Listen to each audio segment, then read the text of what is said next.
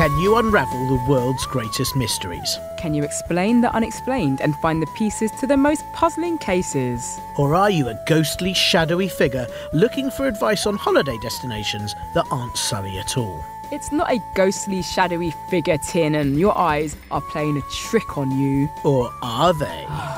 Are you a mythbuster? Or a myth truster? I'm Tiernan. And I'm Athena. Welcome to Bust or Trust, a kids' mystery podcast. And we are the Busters or Trusters. We will look into some very strange stories from around the world. No mystery is too big for us. Monsters, ghosts, and all types of the unexplained, such as just who did let the dogs out? Who? We will never know. We dive into all the evidence we can find and present all the facts, figures and testimonies. Then it's up to you, our chief detectives. You'll work out what it all means and make up your own mind. Is our case appealing or just appalling? Are you a mythbuster like me?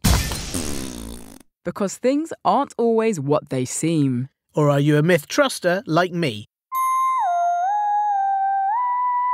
Because the famous painter Pablo Picasso said, "Everything you can imagine is real." I can imagine we've got a box of amazing chocolates right here for today's show. Ah, brilliant. Where are they? Exactly. Ah, drats. We'll tell you at the end of the show just how to get in touch, and you can let us know if you're on Team Buster or the best one, Team Truster. We'll also hear from you, our chief detectives, and your thoughts on our previous cases, so stay tuned. But until then, make sure you take notes, pay attention to all the information and start cutting your pumpkin. Start putting together your case.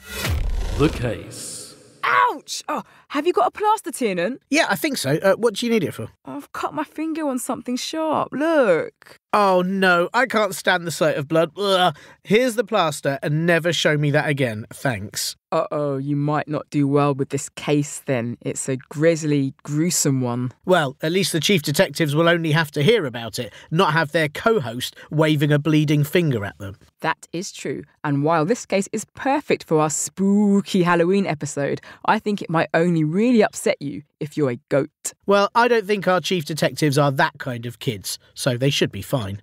Unless you mean goat as in greatest of all time, which they all are. Don't think flattery will bring them to Team Truster on this one, Tiernan. I'm pretty sure that the case of the Chupacabra is an easy win for Team Buster. The Chupacabra, the scary vampire creature that's known for sucking the blood of goats and other farm animals? I'm not so sure. They might just find it all a bit draining. Get it? But why don't you start them off with some facts anyway? The legend of the Chupacabra comes from Puerto Rico, in the Caribbean. Puerto Rico is a series of islands and is famous for its amazing beaches, and also for being home of the coqui frog, which is the size of a US dime or a UK 5-pence piece. The Chupacabra is sadly not as cute as a tiny frog, and it has been described as looking like many different things. The most common description, though, is that it's a large reptile with spines on its back. It's the size of a small bear and hops around on its back legs, like a kangaroo.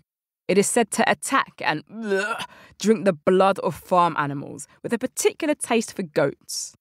The name Chupacabra actually comes from a Puerto Rican comedian and DJ, and it means goat sucker.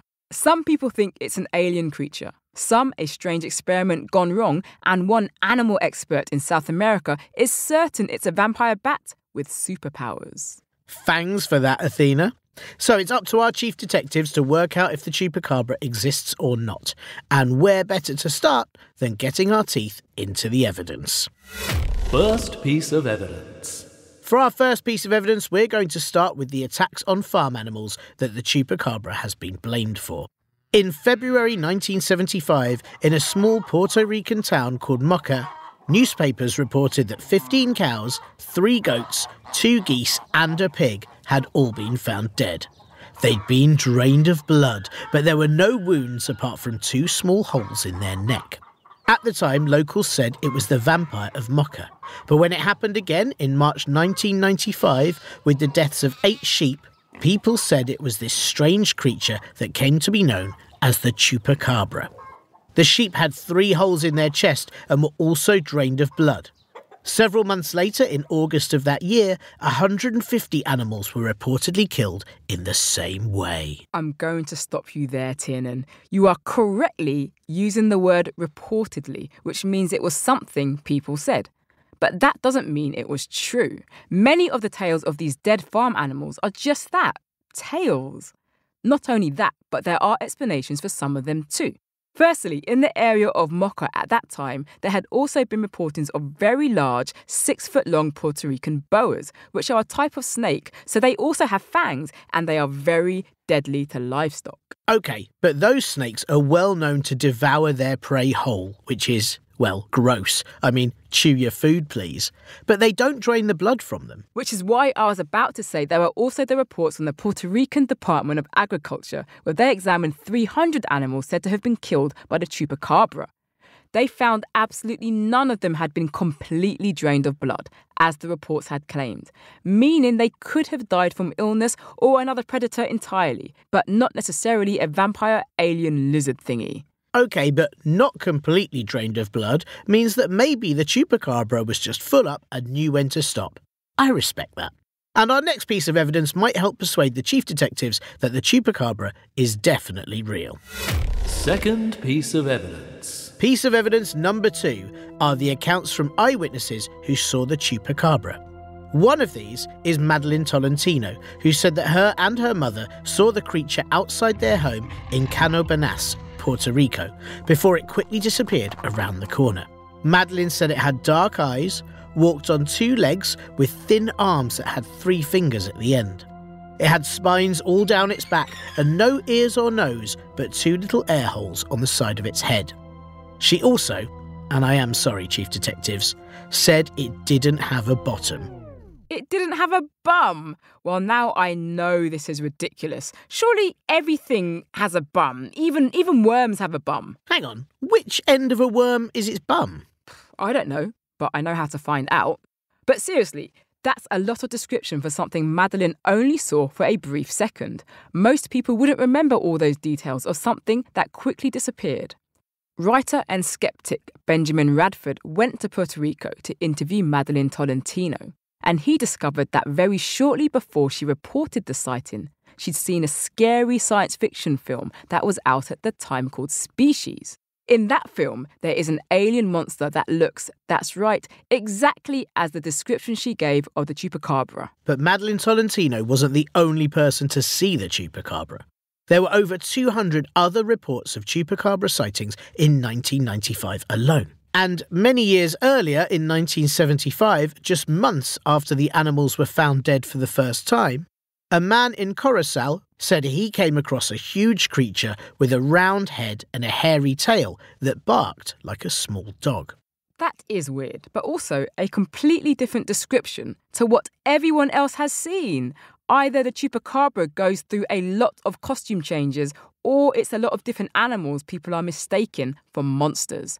And you said many witnesses, or a man, but there's no names for any of them, meaning there's no way of telling if any of them are real or not. That is a fair point on all of those things, and I'm hoping that the Chupacabra is like a pop star who changes outfit after every song.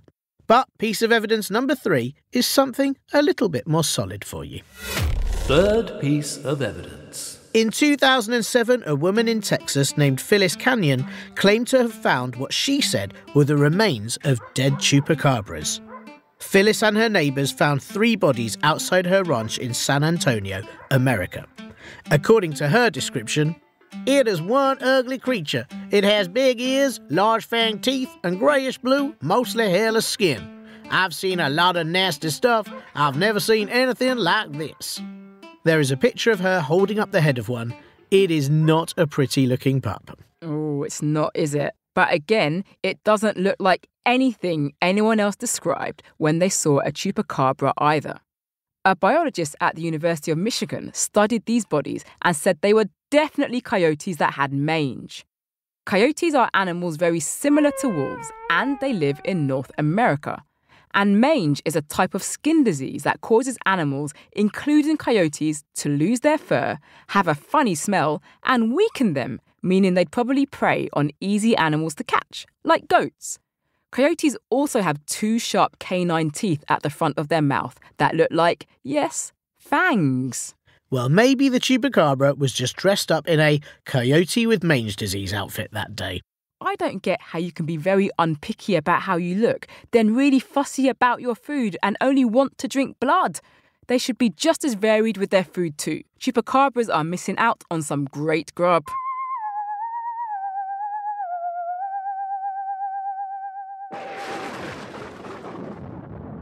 I am going to drink your blood. Wait! Are you sure? What do you mean, am I sure? I am Count Dracula, a vampire. Of course I'm sure. But there's so many other blood alternatives out there. Blood alternatives? What do you mean? Well, have you tried soy blood or almond blood? Or what about oat blood? Oh, it goes great in coffees and teas. Oat blood? I have to bite into the teeny tiny necks of oats to drain them of their life source? That sounds exhausting. How many oats would I need to make up one human neck? I do not have the time. No, you can get it in a carton. You should really try it out. Much better for the planet too. But draining your blood would be one less person polluting the planet, so that's a win. No, I work on making solar panels better, so please don't make me into a vampire. I need to be able to work in the daytime. Oh, I hadn't realized. Sometimes you just get so caught up in the job, you forget about the impact you have on the world, you know? Oh, tell me about it. Well, you've persuaded me. I will send Igor to the organic shop to get me some oat blood. Oh, thank you. You won't regret it. I can't believe I'm free. Free? No. My pet werewolf still needs lunch, and he won't go anywhere near tofu.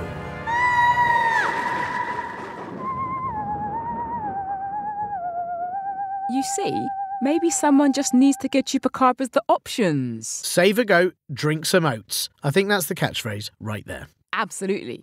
Now, the only thing there is no alternative to is being on Team Buster this week. No way. It's up to the chief detectives to decide if the blood-sucking Chupacabra exists or if it's just a bunch of sad coyotes causing trouble. Let's recap the evidence. Evidence recap.